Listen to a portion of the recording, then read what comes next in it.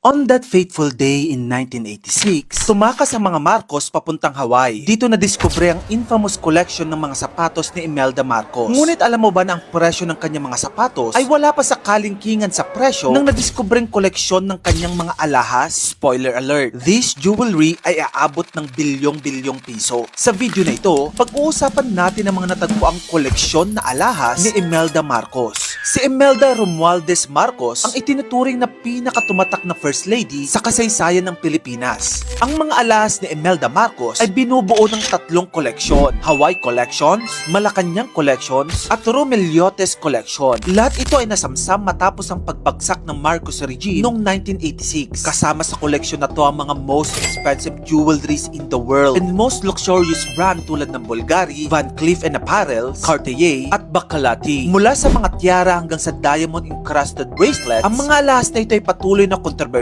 at nakatakdang i-auction upang mabawi ang bahagi ng ill-gotten wealth. So tara, isa-isahin natin ang lahat ng collections na ito, and let's start with the Malacanang collections. Noong mapatalsik ang Marcos family mula sa Malacanang dahil sa EDSA People Power Revolution noong February 25, 1986, naiwan nila ang napakaraming kayamanan. Ayon sa Sandigang Bayan noong 2017, ang halaga ng koleksyon na ito ay nasa $110,000 to $153,000 o nasa 6.1 million pesos hanggang sa 8.5 million pesos.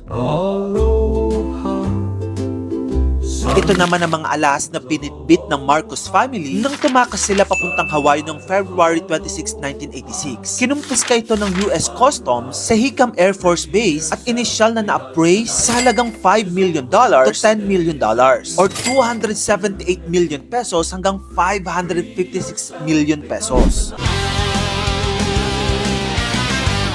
Ito namang Romeliotes Collection ay pinaka-konte pero pinakamahalaga. Meron na itong 60 pieces na alahas. Hinarang ito sa Manila International Airport noong March 1, 1986 nang tangkain ng Greek national na si Demetrio Romeliotes na ipuslit palabas ito ng Pilipinas upang dalhin ito sa mga Marcos. Pero ano nga ba ang laman ng tatlong koleksyon na ito? Tara, alamin natin.